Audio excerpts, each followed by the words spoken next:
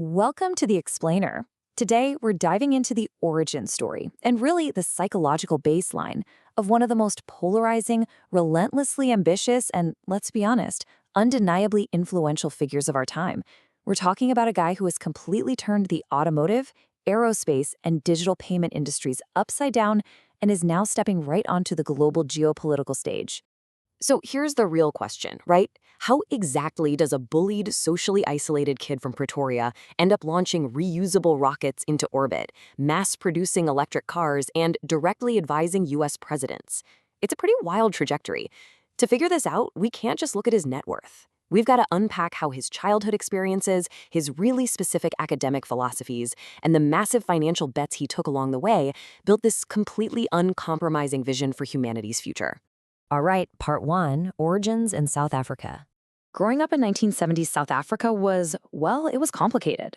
He had a really tense home life and dealt with some absolutely horrific bullying at school. To escape all that, he retreated deep into science fiction and early computers. His mom, May Musk, actually noted that he read the entire Encyclopedia Britannica when he was only 8 or 9 years old, and actually remembered it. When you take that obsessive thirst for knowledge and combine it with the severe isolation of being targeted by bullies, you start to see this intense internal drive forming. It bred an outsider's mentality, sparking this massive desire to build grand systems instead of just looking for small, incremental fixes.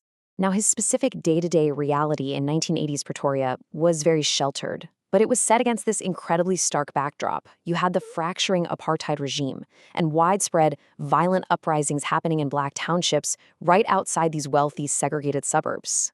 But crucially, this affluent environment gave him something most kids in the world didn't have yet: early access to computers and technology.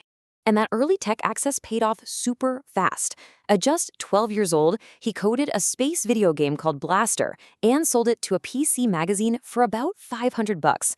So the takeaway here is that this wasn't just some fun after-school hobby. It gave him a lifelong foundational lesson. He realized right then and there that an idea plus execution equals cash and momentum.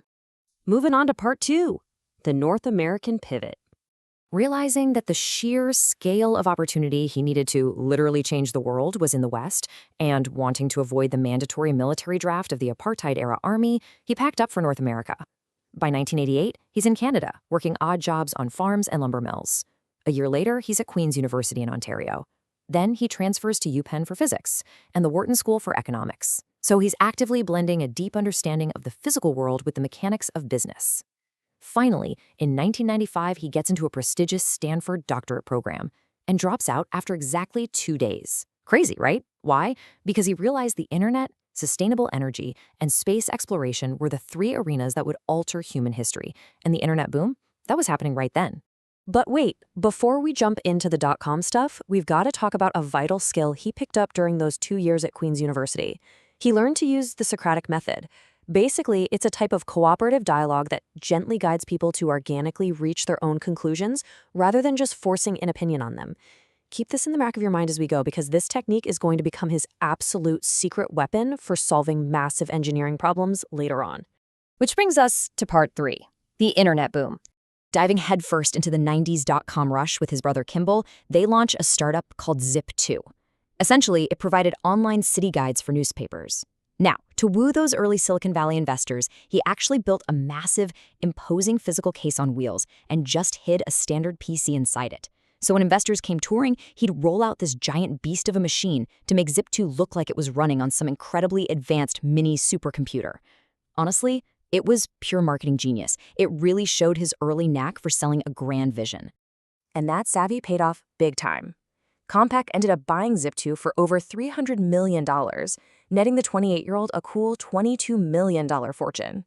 Did he take a break? Nope. He immediately rolled that cash into an online banking startup called X.com. That company eventually morphed into PayPal, which sold to eBay in 2002 for an unbelievable $1.5 billion. That massive sale left him with about $165 million to fund those wildly ambitious childhood dreams he'd been cooking up since Pretoria. Let's get into part four, revolutionizing the auto industry. Rather than, retiring to a beach somewhere, he took that new fortune and risked it on a radical vision for sustainable transport. He joined a tiny, virtually unknown startup named after Nikola Tesla. Now, it's a super common misconception, but he wasn't actually the original founder of Tesla. But in 2004, he led the Series A funding with $6.5 million of his own money and eventually took over as CEO. His goal fundamentally shifted the company's direction. It wasn't just about making a car company, it was about proving to the world that an electric vehicle could actually beat a gas car in pure performance and desirability.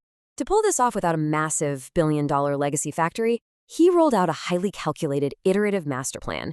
Step 1, build a low-volume, super expensive roadster to prove the tech works and bring in some early cash. Step 2, use that money to develop the mid-priced Model S and X to take on luxury sedans. Step 3, scale all the way up to the mass market with the more affordable Model 3 and Model Y. That exact strategy is how Tesla barely scraped by bankruptcy during the 2008 financial crisis and eventually funded those massive global gigafactories. The real operational secret behind that insane growth? Vertical integration. While the old-school automakers relied heavily on thousands of different third-party parts suppliers, Tesla decided to just build it all themselves. Batteries, motors, software, the whole shebang, manufactured entirely in-house. By controlling the core tech and dodging those sluggish legacy supply chains, Tesla unlocked manufacturing efficiencies and profit margins that the rest of the industry is honestly still trying to catch up with. So, what's the ultimate results of that master plan? 1.23 million. That is the number of Model Y deliveries in 2023 alone. To put that into perspective, that made the Model Y the world's best-selling car overall. For the literal first time in human history, an electric vehicle took the global sales crown. All right, part 5, reaching for Mars. But remember, cars were only half the equation. While he was turning the auto industry on its head, he was simultaneously taking on an even crazier bet, privatizing deep space travel with SpaceX. And the origin story here is all about pure physics.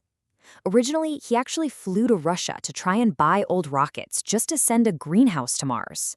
When that deal fell apart, he had this massive epiphany. He realized that the lowest cost to make literally anything is just the spot value of its raw material atoms. Applying this first principles thinking meant he didn't need to buy a rocket at all. He just needed to figure out the most efficient way to arrange raw atoms into the shape of a rocket. Okay, but how do you get the brilliant minds needed to actually build that? Let's loop back to Queen's University. Remember the Socratic method?